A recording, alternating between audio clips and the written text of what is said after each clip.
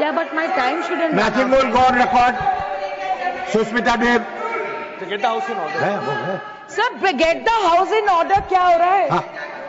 सुष्मिता जी बोलिए आप बोलिए वो रिकॉर्ड में नहीं जा रहा है, आप जो बोलेंगे वो रिकॉर्ड में जाएगा. She is a senior member.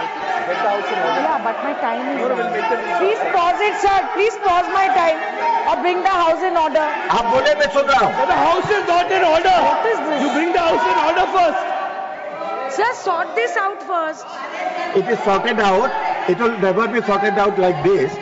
Only when you speak, then it will be sorted out. Do you want to speak?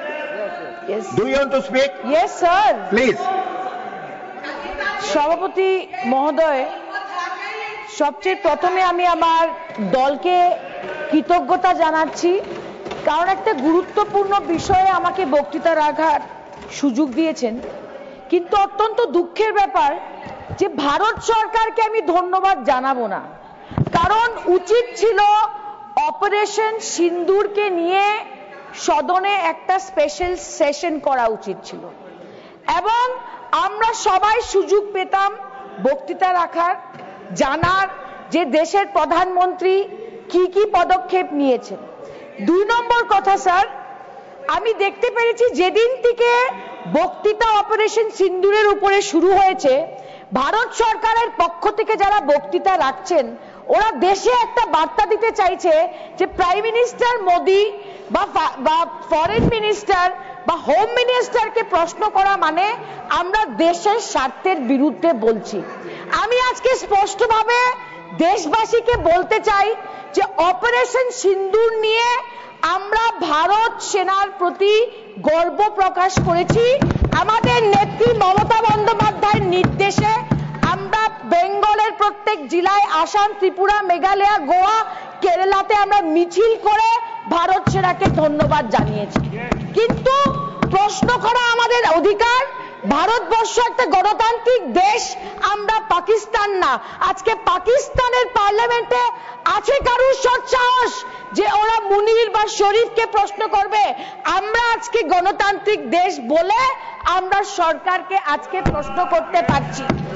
আমরা অপারেশন সিন্দুরকে নিয়ে কখনো বলেনি যে অপারেশন সিন্দুর সফল নয়।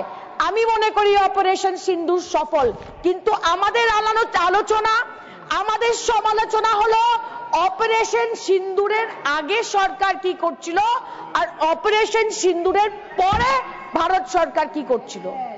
আজকে 26 জন নিরস্ত্র নির্দোষ মানুষকে পেহেলগামে 4 জন সন্ত্রাসবাদী গুলি করে মেরে ফেললো স্যার। কোনো ইন্টেলিজেন্সের ইনফরমেশন ছিল না, সেখানে নাগরিকদের নিরাপত্তার জন্য কোনো বন্দোবস্ত, কোনো প্রস্তুতি ছিল না। এটার জন্য জবাব কে দিবে? এটার জন্য জবাব দিতে হবে ভারত সরকারকে, হোম মিনিস্টারকে। আমরা দেখতে পেরেছি যেটা সাংবিধানিক পোস্টে দেশের ভাইস প্রেসিডেন্টকে 24 ঘন্টার মধ্যে পরিকল্পিতভাবে সরানো হলো, কিন্তু আমাদের দেশের ইন্টেলিজেন্স ব্যুরোর চিফকে এতগুলা হত্যা হয়ে যাওয়ার পরেও ভারত সরকার সরালো না। এটার আমাদের জবাব চাই। আমি আজকে বলতে চাই যে সিন্দুরের পরে আমাদের প্রশ্ন হলো আপনাদের বিদেশ নীতি কি ছিল। কালকে প্রধানমন্ত্রী বক্তৃতা রেখেছেন, রাত্রির মধ্যে ইউএস প্রেসিডেন্ট আবার বলে দিয়েছেন যে ইন্ডিয়া আর পাকিস্তানের মধ্যে সিজ ফায়ার ইউএস এর প্রেসিডেন্ট করেছেন। এটা কি আমাদের লজ্জা না স্যার? এটা কি আমাদের লজ্জা না? এই প্রশ্নটা কি আমরা করতে পারি না?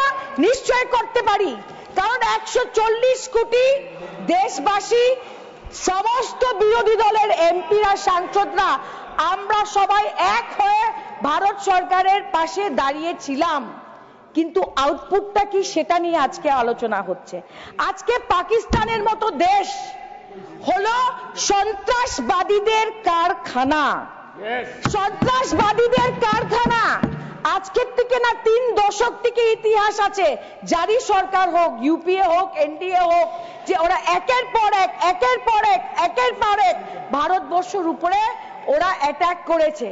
কিন্তু আমরা আজকে কি করলাম যে বিলিয়ন্স অফ ডলার্স যখন আইএমএফ দিয়ে দিল, ওয়ার্ল্ড ব্যাংক দিয়ে দিল, আমরা অ্যাবস্টেইন করলাম। আমি বিদেশ মন্ত্রীকে প্রশ্ন করতে চাই স্যার, আমরা জানি অ্যাবস্টেন করা মানে কি আর নোর বাটন দাবানো কি, we know the difference as parliamentarians. আর আমি প্রশ্ন করতে চাই যে 11 সেপ্টেম্বর 2005-এ ভারতবর্ষ কি জিম্বাবুয়ের এক্সপেলশনের বিরুদ্ধে আপনারা কি নোর বাটন টিপেছিলেন কিনা জবাব দিন। আপনারা জবাব দিন যে 12 সেপ্টেম্বর 2016-তে did Russia not vote against the IMF aid offered to Ukraine? আপনারা কাদেরকে ইউনাইটেড নেশনস আর IMF আর ওয়ার্ল্ড ব্যাংকের আজকে আইন সমঝাচ্ছেন? আজকে আমি বলতে চাই মোদী সরকারকে যে আপনারা নিজেকে দেশভক্ত বলেন, আপনারা নিজেকে দেশভক্ত বলেন, আপনারা ঘন্টার পর ঘন্টা যে বক্তৃতা রাখেন, আমরা যেটা এখান থেকে শুনতে পারি, আমি মনে করি আপনাদের বক্তৃতা আর একটা কুস্তির ম্যাচের কমেন্ট্রির মধ্যে কোনো তফাৎ নেই। You people are like a commentary of a wrestling match that you think happened between India and Pakistan, কিন্তু আমরা জানি যে ইন্ডিয়া আর পাকিস্তানের মধ্যে যা ঘটনা ঘটেছে, যেখানে সিভিলিয়ানস মারা গেছে, সভাপতি মহোদয়, এটা হলো জাতীয় নিরাপত্তার একটা গুরুত্বপূর্ণ প্রশ্ন, যেটার জন্য ইতিহাস প্রাইম মিনিস্টার মোদীকে জীবনেও ক্ষমা করবে না, ক্ষমা করবে না।